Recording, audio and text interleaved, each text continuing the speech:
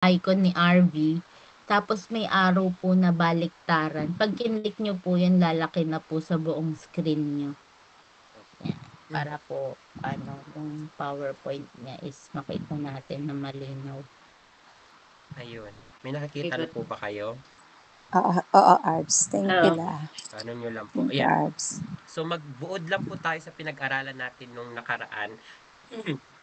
Yun. So katulad po nung sinabi natin nung nakaraan sinasabi sa Genesis 8:22 na habang ang mundo ay naririto, mayroong proseso na establish ang Panginoon, mayroong seed, mayroong time, at saka mayroong harvest. Kung papaano ang season ay pabago-bago, may tag-araw, may tag-init, pares lang yun.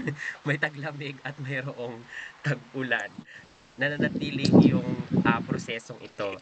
Yun. So, dito sa Parable of the Sower po sa chapter 4, kailangan natin pag-aralan yan kasi ang sabi ng Panginoon, paano nyo mauunawaan yung mga ibang parabola, which is mayroong 30 to 40 parable sa Bible, hindi nyo maunawaan hanggat hindi na-unlock itong Parable of the Sower sa chapter 4.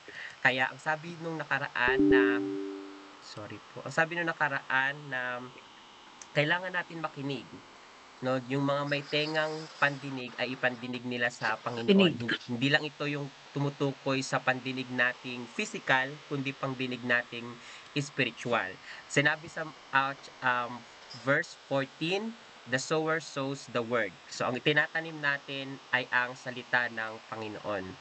Tapos ang salita ng Panginoon, yun yung seed, no? So the word of God is like a seed, kailangan mo lang i-plant sa puso mo. At sinabi sa Luke 11:28 sa Synoptic Gospel kasi po ito, halos magkakaparehas yung account ng Matthew, Mark, Luke. Ang sabi niya, pinagpala yung mga taong nakikinig ng salita ng Panginoon at iniingatan. Yun ang susi para tayo ay magtanim ng salita ng Panginoon. Ganun pa man, sabi ni Paul sa Corinthians 3:7, um, kahit tayo ay nagtatanim or kahit iba yung nagtatanim, iba yung nagdidilig, kasi po di ba lahat ng pananim kailangan diligan. Pero ang sinasabi ni Paul, ang paalala ni Paul, na ang Diyos pa rin ang nagbibigay ng paglago o ng growth. Ayun. So, punta po tayo sa pag-aaralan natin ngayong umagang ito, yung you reap what you sow, yung nakaraan nating mensahe. Kasi po, itong parable na to, ito yung sinasabi kong background na 10 years ago sa Valenzuela, kung matatandaan pa ni Nanay Violi, nagkaroon ng camp ang youth. Yun yung first time kong mag-camp sa Valenzuela noon. During nung morning session na yun, wala talagang pumapasok sa isip ko sa tinuturo ni Ate Arlene about dito sa Parable of the Soul, sa 4 na klase ng lupa na meron ang tao. Para siyang pumapasok lang sa kabilang tenga ko pero lumalabas din sa kabilang tenga ko. Kaya 10 years ago, ganun yung estado ng pakikinig ko. Kailangan ko talagang dumaan sa ganong maari talagang kailangan nating dumaan sa ganong time na parang minsan pag meron tayong pinapakinggan, parang hindi pa siya tumitimo sa ating mga puso. At alam ko po na itong parabola na 'to, ilang beses na 'tong pinag-aralan, ilang beses na 'tong naimensahe siguro, ilang beses siguro natin 'tong napakinggan. Pero ang salita kasi ng Panginoon hindi siya nagbabago. At ang sabi nga po, nasa pag-uulit, nasa repetition para ang tao ay matuto. Matandaan natin, ito si Ate Linda siguro makaka-relate dito, na ang bata, di ba po, kahit nung elementary o kahit nung matanda na, kailangan mong paulit-ulitin sa bata ang itinuturo mo para siya matuto. Nasa repetition daw para yung pagkatuto ay talagang di ba katulad sa pagsusulat, kailangan mong paulit-ulit, sa pagbabasa kailangan paulit-ulit, kahit nabasa niya na yon or nasusulat niya na yon, kailangan ulit-ulitin. Amen po ba? Kasi hindi ibig sabihin na nauunawaan na natin at hindi ibig sabihin na napapaliwanag na natin ng maayos ay yun na tayo. Yun nga yung paalala sa akin before ni Ate Agnes. Yun. So, Dito sa parable of the soil po na 'to, may apat na klase ng lupa na itinuro ang Panginoong Hesus. Kasi po 'di ba ang Panginoon, siya'y gumagamit minsan ng parable para maunawaan or para maka-connect doon sa mga, tagapakinig niya. Minsan gumagamit siya ng parable na na meron yun mabigat na kahulugan, parang gano'n po.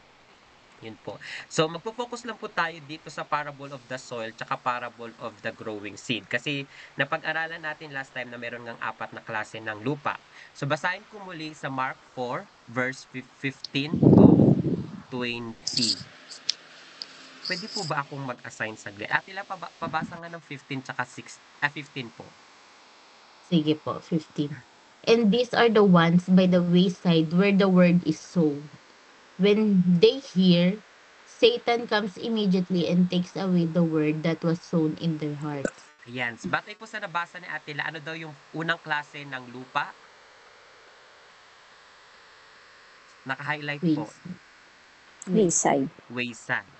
Wayside. Wayside. Ate Agnes, mabasa po nung 16 and 16 lang pala. 16 and 17. Yan yung magka-connect. These likewise are the ones sown on stony ground, who when they hear the word, immediately receive it with gladness, and they have no root in themselves, and so endure only for time. Afterward, when tribulation or persecution arises for the word's sake, immediately they stumble.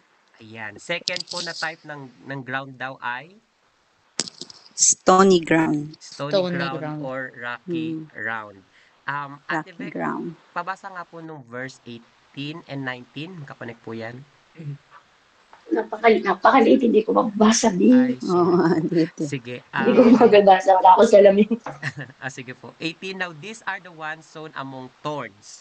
When they hear the word and the cares of this world, the deceitfulness of riches, and the desire of other things entering and choke in the word and becomes unfruitful. And verse 20, Atila, pabasa po ulit. But these are the ones sown on a good ground. Those who hear the word, accept it, and bear fruit, some 30-fold, some 60, and some 100. Ayan po. So, meron pong apat na klase ng lupa na itinuro ang Panginoon. Di ko alam kung nakikita nyo to sa yung picture dyan. Ayan, yung sinasabing soil ground o soil beside on the ground.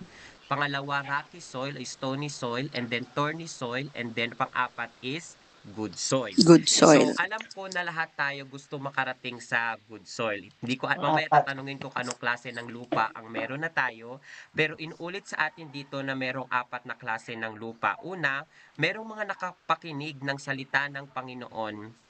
Pero nung napakinggan nila yon, agad-agad na si Satan, kasi si Satan po siya yung nag-i-steal, he comes to steal, to kill, and to destroy. Sinasabi sa John 10. So siya yung nagnakaw ng salita ng Panginoon sa puso ng mga nakapakinig. Meron namang pangalawa si stony ground. Napakinggan din nila ang salita ng Panginoon. Hindi lang yon, ni-receive din nila with gladness or with joy. Nagalak. Pero dahil sa hindi nagkaroon ng root, kasi po yung root yung kailangan doon, hindi siya nagbunga. Kasi bago magkaroon ng fruit, kailangan muna ng root. Yun. Kaya sabi dyan, nung dumating ang mga tribulation, persecution, dahil doon, immediately, diba? Immediately, nandyan yung word ni Mark. Kasi po si Mark, favorite niyang sabihin yung immediately. Hindi ko alam kung si Kuya Mark, favorite niya din sabihin niya. Nanay Violi. So, yun, immediately, sabi ni Mark, nakuha o nawala din yung salita ng Panginoon. At verse 18, ang sabi diyan, yan yung pangatlong klase ng lupa na natanim sa masukal o sa mga matitinik na lupa. Yan. Napakinggan din nila ang salita ng Panginoon. Pero dahil sa mga alalahanin sa mundo, dahil sa mga deceitful sa kayamanan, tsaka sa mga desire sa mga ibang bagay, na-choke yung salita ng Panginoon at naging unfruitful din sila. Fruitful. At ito yung favorite natin. But these are the ones sown on a good ground. So mayroong matabang lupa. Bunga. Sila naman yung mga nakarinig ng salita and accept it and bear fruit, some 30-fold, some 60, and some 100. So iba-iba. Merong 30, merong 60, at merong 100 na pagbubunga. 100. Pero dyan sa apat na klase ng lupa niyan, katulad nga nung sinasabi ko, 10 years ago, hindi talaga ko to nauunawaan. As in, para siyang lutang na lutang ako nung napapakinggan ko to. So, maaring sa panahon natin ngayon, medyo lumulutang din siguro yung isip natin. Pero hindi ibig sabihin no na hindi natatanim ang binhi ng salita ng Panginoon. Kailangan mo lang siyang ulit-uliting basahin, ulit-uliting pag-aralan, ulit-ulitin, at kailangan mo lang din ng time. So, based nga dyan, mayroong apat na klase ng lupa. Lahat naman sila nakarinig ng salita ng Panginoon kasi po yun yung unang kailangan. Pangalawa, sabi dun si Stony Ground, nireceive niya din with gladness. Pero dun sa pang-apat na klase ng puso, hindi lang siya nakarinig, kundi sinasabi din dyan yung accept it. Talagang sa ibang translation niya, sabi dun yung keep it. Talagang iningatan niya yung salitang napakinggan niya. Ayun. So, dyan po yung sinasabi sa parable of the soil, yung apat na klase ng lupa na meron ang tao. So, merong soil, merong rocky, merong thorny, at merong good soil. So, dito naman sa parable of the growing seed sa Mark 4:26 to 29, bago matapos yung parabola na yun, in-explain po ng Panginoon. In-explain ng Diyos ano yung ibig sabihin ng growing seed. Kasi yung mga disciple, nagtanong nga sila sa Panginoon. Ang sabi ng Panginoon, and He said, the kingdom of God is as if a man should scatter seed on the ground and should sleep by night and rise by day, and the seed should sprout and grow. He himself does not know how. For the earth yields crop by itself, first the blade, then the head, after that the full grain in the head. But when the grain ripens, immediately, nandiyan na naman yung word immediately, he puts in the shekel because the harvest has come. So, sinasabi po dito sa parable of the growing seed, yung kingdom daw ng kaharian ng Panginoon, maihahalin tulad sa taong nagpunla Bisig. ng kanyang binhi. Dahil kailangan mong lumabas para ka magpunla ng iyong binhi. Kailangan mong magtanim. Ito yung po kasi yung naging devotion namin lately dito, na kailangan mong maging faithful sa pagtatanim. Dahil ang Panginoon, siya naman ang nagpapabunga ng iyong tinanim. Pero anong ipapalago ng Panginoon sa puso mo kung una hindi ka nagtanim ng kanyang binhi? 'Di ba? Amen. Ang lalago diyan is yung mga galit, mga inis, mga puot, at kung ano-ano pang mga binhi ng sanlibutan kung wala kang itinanim. Sa verse 27, ito po ay tumutukoy sa time. Kasi po mayroon, di ba, mayroong seed, mayroong time. Itong principle na to i-apply pa rin natin dito. Kasi sinasabi nga sa 27, sleep by night and rise by day. So yan ay tumutukoy sa time. Gabi at kakaumaga. Pero hindi niya alam kung paano nag-grow yung kanyang binhing itinanim. 'Di ba sa Ate Linda Plantita to? Hindi mo pwedeng itanim yung binhi tapos bunutin, tapos itanim ulit tapos bunutin. Parang sinasabi mo na merong na bang root? 'Di ba? Hindi mo pwedeng gawin 'yon kasi mamamatay yung binhing itinanim mo. Kung nagtanim ka ngayon ng ampalaya, hayaan mo lang siyang maitanim doon. Hindi mo siya pwedeng bunutin, tapos itanim ulit, bunutin, tapos itanim ulit. Dahil mamamatay po yung binhing itinanim mo. Balikan ko yan mamaya yung verse 28 na yan. Pero ang sinasabi sa 29, immediately, he puts on the shekel because the harvest has come. So dito, may ano natin yung parable of the growing seed. Mayroong seed, mayroong time, at mayroong harvest. Yun po yung prosesong in-establish ng Panginoon simula't simula pa. Lalo na nung time na kinalugdan ng Panginoon yung handog ni Noah. Dito po sa Genesis 8:22 na mayroong seed, mayroong time, at saka mayroong harvest. Yun po yung ano na yan. Ngayon, mayroon na lang po akong 5 minutes kasi hanggang 20 minutes daw to. Ayan, so Dito po sa 28, balikan natin. Ate La, pabasa nga ulit ng 28. Sige po, pabalik ko yan. For the earth yields crop by itself. First the blade, then the head, after the full grain in the head. Ayan. So, yan pong sinasabi dyan, meron daw munang, ano ba yung Tagalog nun? Yung parang uhay, Oh, uhay. uhay. Buhay. Tapos meron Uhay. siyang, yung mga bulakin niya dito, ano pong susunod sa uhay? yung, Ano ba yung basta yung ano niya, ito na lang pong picture, di ba mayroong diyang buhay merong, muna? oo, tapos di ba meron munang, ay, yun yung parang sa sprout, Sabi di nga, ba parang, uhay. umano muna, may kulong munang konti, tapos Usbong. lumaki hanggang Usbong sa yun. paging Usbong lumaki. muna. Ay, hindi. Usbong. Ano po? Usbong. Yun, Usbong. usbong muna, tapos uhay. Uhay. Mhm. Yan. Mm. So, yan katulad ng background ko, unti-unti siyang lumalaki. Kasi daw sinasabi na, ang binhi, meron tong kakayanan, nandito yung life sa binhi. Pero once na inilagay mo yung binhi sa lupa, i-activate niya yung ground. Kung ito ay good ground, ito ay magre-respond na lalaki yung binhi. Pero kung ito ay hindi good ground, maaring tutubo lang siya ng konti pero mamamatay din. Mamamatay din. Yun. Pero ang sinasabi dyan, mayroong process. Kahit mayroong seed, mayroong time, at saka may harvest. During the process, hindi mo pwedeng i-skip na mayroong blade, una muna yung blade, susunod yung head, at saka mayroong full grain of in the head. Kumbaga, meron munang usbong, tapos mag-uuhay, hanggang sa siya Mag-uuhay. ay lalaki. Hindi mo pwedeng i-skip Lalaki. yun. Yun ay proseso na hindi mo pwedeng madaliin. Hindi mo pwedeng i-microwave na pagtanim mo ngayon ng binhi ng kapayapaan, magbubunga ka na agad-agad kinabukasan. Or kailangan mo itanim ng itanim yung binhi na yun. Kung ito man ay sa kapayapaan, ito man ay sa joy, ito man ay sa healing, kailangan mong itanim ang binhi ng healing at ito ay magbubunga. Yun po. So, lastly, ito po yung inaantay ko na, yung sinasabi ko kanina na gusto kong tanungin sa inyo. Ayan. Ito po yung gusto kong tanungin sa inyo. Nakikita niyo po ba ng malakin? Ate Linda, pwede pong pabasa? Nawala siya. Ate Agnes, pabasa po. What type of the ground is your heart? What level are you at now? Wayside soil, stony soil, thorny soil, or good ground soil? Yan. Sa estado ng puso po natin ngayon, nasaan na daw tayo? Tayo ba ay nasa tabi ng daanan? Tayo ba ay nasa batuhan? Tayo ba ay nasa masukal na lupa? Or tayo ay nasa Siyempre, nasa matabang good lupa? ground. Nasa matabang lupa na tayo. Nasa matabang lupa na si Nanay Violi. Yung iba po, nasaan na kayo? Tabang lupa. Yan. Matabang lupa.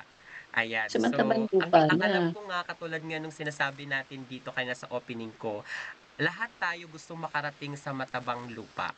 Pero Bandabang kung meron lupa. pang hindi, kung meron pa sa atin dito na wala pa doon sa ganong estado, huwag tayong malungkot. Kasi po, ako din, dinaanan ko halos itong klase ng lupa na to. At until now, Marami talagang nagpapasuri pa rin ako sa Panginoon anong klaseng lupa na ang meron ako. Kasi hindi porket na nauunawaan mong salita ng Panginoon at hindi porket na ipapaliwanag mo to, hindi porket na meron kang kaalaman sa salita ng Panginoon is agad-agad nasa matabang lupa ka na. Yung pagiging honest mo sa harapan ng Diyos para niya maisaayos yung lupa na meron ka.